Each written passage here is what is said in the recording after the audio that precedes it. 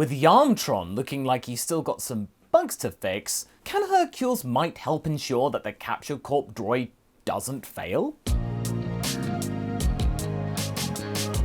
Hey folks, MasakoX here. With the likes of April Fools being relatively fresh in our minds, since we're still in April technically, we thought that this week was good to go back over some of the previous outings from previous years. Earlier in the week, we had the Ginyus turning good once more, and this time around, we're going to be going back to the champ, and how we might have seen him develop had he been part of the Dragon team right from the end of the original series. Now you see, the character of Hercule has a lot of potential, and really has a huge fan base within the show, and it's fairly warranted. After all, he's one of very few characters in the show to have never passed away, or been caught in the middle of a global kaboom moment. In short, he's been alive the whole time. Yeah, let that sink in.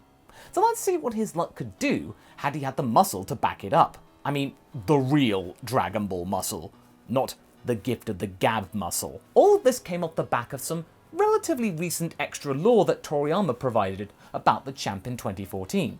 That year which detailed a lot of brand new content outside of the main series that Toriyama added depth to the series that wouldn't have been seen anywhere else. In this new particular chestnut, we found out about the origins of the dojo Hercule trained in, the Satan Castle Dojo, and that his former master had been slain by the likes of mercenary Tao for him daring to make fun of the merc's hair. I gotta love it. In our story, we took this backstory into account, and as such, Hercule trained with Roshi and Krillin, and then later Goku, to avenge his master and take down Tao. From there, well, you know what happened. Hercule became a great part of the team, and a really good friend of the Krill Dog. In the last part though, the majority of the attention was focused on Yamcha and his newly tested android-like strength. With his mix of natural ki and Infinity Engine-driven muscle, this creation was more than enough to take down Android 19 and give Dr. Gero major headaches. However, the team were left very conflicted at this revelation, and also the fact that Yamcha and Bulma had chosen to hide information from them for years, as if they couldn't be trusted or something. That was really sore to actually experience. Nevertheless, this power did get results alongside Hercule, and would have taken victory had the former bandit not been so assured of himself and revealed too much information in front of Piccolo, who provoked him to spill the beans, right in front of the front door of Gero's lab and in the vicinity of a camera and microphone of Gero's. So yeah, their salvo was now in the domain of the Doctor, who could capitalize on this new intel as he often would. How could they come back from this? Well, let's continue and find out. With the Doctor looking down on them quite smugly, the gang are left struggling as to what to do next. Yamcha cursed under his breath that Piccolo had made him tell all in front of the very home of Gero. What a bonehead move. But the fact of the matter was that he knew now, and there was nothing they could do to reverse it. You can't unlearn it. They had to make do with what they had. "What's the matter?" exclaimed the Doctor. "Afraid of what's to come? Of course you are. You probably know about them already, if my suspicions are correct." He scowled at Yamcha, trying to turn the screw, as it were, on the likes of Capsule Corp. Yamcha then chose to sigh and bowed. "I'm aware. Those two in there, they're mighty powerful. Much stronger than you and your other mook." Gero smirked. "So, your spying on me extended that far, eh? Well, if you're already familiar with them, let's go and introduce them to you formally, shall we?" With Gero lapping it up and leading the way, the group nervously walked in. At the top of the cliff, not too far away, future Gohan and Videl had caught up, watching on as the Doctor had led the Dragon team inside. With them clueless as to the context of everything that was going on, they found this compliance from the team rather baffling. "What's going on? Why are they just following Gero inside?" muttered a concerned Videl. "I don't know, but we better be ready. Hide your key and let's get to the doorway. If we can jump Gero without anyone knowing, we might stand a chance at ending this before 17 and 18 can get a chance to activate properly." Videl nodded, and they both sidled their way to the front of the cave entrance and watched on, enveloping their energy away from the team in case they got distracted from it. Inside the lab, Gero was lording it up some more. Since he knew that the team had intel about his work, he didn't feel at all worried or threatened by them, not in the slightest. They were aware of their strength and therefore wouldn't try anything funny. He wasn't exactly giving them an extensive and detailed tour or anything, but he wasn't exactly being secretive or anything. He was just feeling absolutely smug and full of himself. You know, this whole eavesdropping thing on my creations feels like some sort of bizarre validation. The fact that you took so much effort into copying my designs prove all of my work to be very much in the interest of mankind's evolution. If I didn't despise you and Capture Corp as much as I do, I might have offered my hand and services. Collaboration between our two facilities. Humanity's step into a technological future is my largest desire in this lot in life, but sadly, our last encounter is just too much to ignore. Yamcha and Goku were looking furiously at the Doctor, well aware of the last time they had met back in the days when Commander Red was the thing. Yamcha shrugged. It's a shame. Could have been great together. Really big up humanity's next step into the future. Oh yeah, you're right. That can never be. So go on. Where are they? Gero didn't like being hurried, but he equally did like the chance to be right, and so he activated the doors that were containing the likes of 17 and 18. The doors hissed open, and outside, Gohan and Videl were getting ready to jump and waste them before they could escape. There was only one way out, and they'd be ready to meet them if need be. And 17 and 18 gingerly stepped out of the pods and looked around at the group. 17, in his typical snarky attitude, was being as bullish as to be expected. What's with the party, Doc? Made some friends finally? It's about time. 18 chuckled.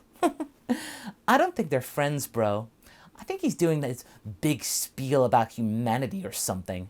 Gero grimaced, but kept his stranglehold on the room intact. Good morning, 17 and 18. These people here are desperate to find out how strong you both are. Do kindly show them, in great detail. 17 looked at the Doctor and shook his head. That's a pass, Doc. I don't feel like it. Yamcha nodded and laughed. Yeah, Doc, I should have been more honest with you. What? Snapped the Doctor. I knew about this fact too. Sure, these two are strong, but they are really not into listening to you. That's why they were chilling in those tubes. You shut them down. 17 blinked. Wow, you know your stuff. Yamcha, right? Doesn't matter, but you got it in one, my man. My sis and I don't take kindly into being bossed around. Cease this prattle! Eliminate Son Goku there immediately! 17 and 18 did not move. 17! 18! Do what I say! They still didn't move. Yamcha smirked. Face it, Gero. You just don't get humans, despite you wanting them to evolve. They don't want to listen to you. You're, dare I say it, cramping their style. You lose, old man. Oh, really? Don't count your chickens yet, you hybrid freak. Gero pulled out a remote and pressed it, banking on what he expected to happen happening. It did. Immediately, Yamcha lost all sense of control, his body collapsing to the floor, unconscious. The group was shocked. What had happened? Yamcha! Shouted Hercule, then turning to Gero. You killed him! How? Gero waved his hand. Spare the dramatics. He's been merely disabled. Since he's derived from my own technology, I banked on this actually working, same frequencies and all that. It's for the best if you ask me. That way he needn't witness what you're about to face. Once my creations get their act together, get on with it and eliminate Son Goku! 1718 still wouldn't listen. Hercule thought for a second. These two were acting like spoilt brats. Him being a father to Videl, who would sometimes get a little bratty and up herself. So he decided to try and talk on their level. Listen, kids, you don't want to listen to this old geezer. He gestured to Gero, who didn't take kindly to being called a geezer. There's more to life than listening to some old chum whining about his legacy and all that. I mean, that sounds absolutely stupid. Am I right? Piccolo and Krillin are looking at each other and going, what is he doing? And outside, Gohan and Videl are equally confused. Hercule was on a roll though, but he was internally screaming, thinking that these two could just waste him at any second if he rambled on for too long, their attention span clearly low. However, 18 nodded. I mean, yeah, I guess. Yes, he's got a hook. Alright, so why don't you just bail on this loser and not destroy the world? or eliminate my pal Goku here? Okay?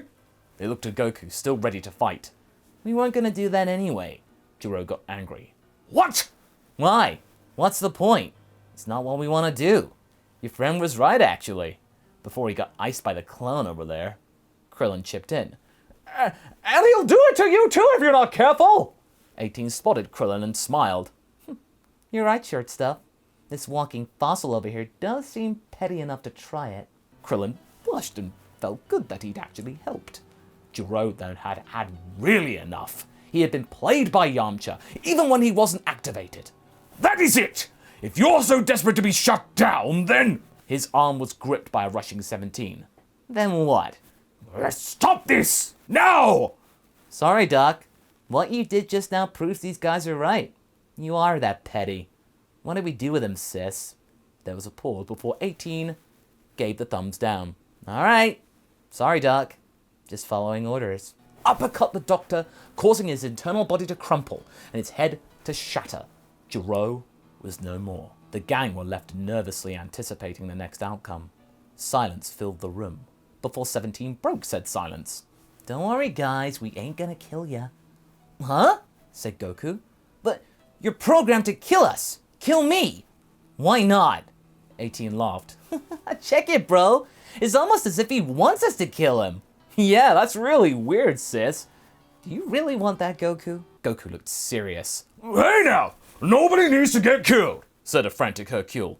Look, are you guys really telling the truth about not wanting to kill Goku here? 17 nodded. Yeah, the order's in here. He tapped his head. You know, but my heart ain't feeling it. Even if we are mechanical in some way, I don't know and I don't care. We still have a soul. My soul's wanting to bounce. Piccolo, remaining quite serious, stepped forward. What do you intend to do? 18 shrugged. No idea. Just something. No killing if that's what your little antennae are worried about. Say, here's an idea. When you're ready, why don't you come to my dojo? And maybe we can let out some steam sometime, if you're itching for a fight and all. The dragon team looked horrified. Buddy, said Goku, are you nuts? You're letting them fight you to the death? I know what I'm doing, pal. Roll with it. They're moody teenagers, and so you gotta give them space and all, you know? And yet, some opportunities. 17 and 18 looked at each other, and without saying a word, almost as if they were talking telepathically, looked back to Hercule. Maybe, said 17, if we feel like it. Well, that's fine with me, said Hercule, resolute in his choice. You're free to go. We don't need your permission, said 18, and Hercule bumbled his apologies, which made the droid laugh. Wow, you're so tense. Chill out, you got off easy. Make the most of it. See you later. And with that, 17 and 18 casually made their way to the exit. The dragon team were left utterly dumbfounded. 18 was right. They had gotten off easy. All that prophesizing from the future, that was unnecessary. Not gonna lie, said Goku. I was kind of looking forward to some fighting going on. I know, Goku, but we can do that anytime, when the world isn't at risk when we do so, said Hercule, smiling at his own calm head. Anyway, we better get Yamcha turned back on again. Krillin chose this moment to pull a wise one. Oh, I'm sure Bulma knows how to turn him on, if you know what I mean. The group laughed, except for Piccolo and little Gohan, who obviously didn't get the joke, because he's 10. However, this wasn't going to be plain sailing. As 17 and 18 flew out of the exit, they were jumped by future Gohan and Videl lying in wait. With Gohan going Super Saiyan, launching a barrage of ki attacks, it surrounded the two droids and caused a massive explosion to reverberate around the base and basin. The group inside halted their joviality and ran outside to see what happened. A cloud of smoke in the sky, and two people flying in front of it. Ah! That's the guy from the future! What's he doing here? Shouted Krillin. Not sure how to react, the gang wait to see what happens next. When the smoke cleared, 17 and 18's clothes looked worse for wear, and the former was looking furiously at future Gohan. Not cool, bro. 18 scowled. Is this your idea of a trick? Looking down to Hercule from behind. These guys ain't with us! He shouted. Believe me! 18 scoffed. You're not exactly in the place to be trusted anymore. Hercule face-palmed and kind of wished that these two from the future had just stayed there. They were almost in the clear. Gohan and Videl, though, did not care. "We're here to stop you before you can waste this world!" shouted Gohan in his Super Saiyan form. "We know what your game is. You were trying to fool these people into believing and thinking that you're innocent, that you weren't as bad as you actually are. But we know the truth. And the truth is, you are killing machines who will spare not anyone if it means you can do what you want," barked Videl, keen to give them a piece of her mind. Try her luck against these two. "Whoa there, guys. What we wanted was to have some peace and quiet. You don't know anything about us," said 17, looking nettled. "Oh, we do," says Gohan. "More than you can ever know." Gohan and Videl then powered up again and rushed the pair and got into a massive brawl in the sky. Uncertain as to what to do now, the Dragon team just weighed their options. Hercule was seriously trying to befriend these two droids, and he felt very torn about the whole thing going on right now. From what he could gather, and from what Yamcha had actually gleaned before he was deactivated, these two were failures in the eyes of Gero, in that they were too human, wanting to do what their heart wanted instead of the logic boards in their head that had been inserted into them by the Doctor. But yet, the two future people didn't see it that way. Not at all. How different was the future, he thought. Did these two perhaps end up in a wrong reality? In a reality where these androids actually weren't as evil as their ones? Well, I mean, possibly. But the situation looked rather precarious. However, Goku chose to make his mind up. He powered up to Super Saiyan and joined in the fight with the future people because he wanted to fight. One by one, Piccolo and Krillin and the others joined in. Hercule was the only one not to. He didn't want to see these two being killed. He actually kind of liked them. So he decided to be useful in other ways and get Yamcha back to Capsule Corp. Having said that though, with these many people jumping 17 and 18, they were not able to dominate proceedings. Despite being stronger than any one person in the Dragon team, the sheer numbers against them were actually kind of making that chestnut moot. They were being worn down, and soon enough they were going to lose. Future Gohan smiled to his father from the past. "I'm glad you saw sense. These two are nothing but trouble. They were going to try and play you big time." Goku looked a little nervous, but nodded. "Yeah, I guess." Just then, Piccolo got a call from Kami to report to the lookout. Apparently, something had caused the old man alarm, and the old Namekian required Piccolo's attention. Asking to take off, the group chose to allow him to do so, since things looked so in the bag here for them. So with that, the Namekian flew off without resistance. 17 growled. "You really that confident you can win? I was gonna go easy on you and all. Thought you'd be as chill as the Afro dude, but no. You all got a bug up your butt." As that was going on, Hercule carrying Yamcha, he felt something troubling down below, as well as Piccolo flying away from the fight.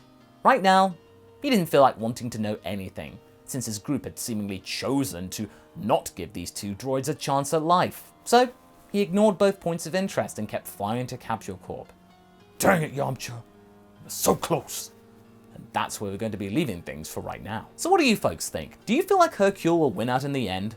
Will this attract the attention of a certain bug earlier than in the original? Leave a comment below and let's get this discussion going. And I shall see you in the next video. Catch you later!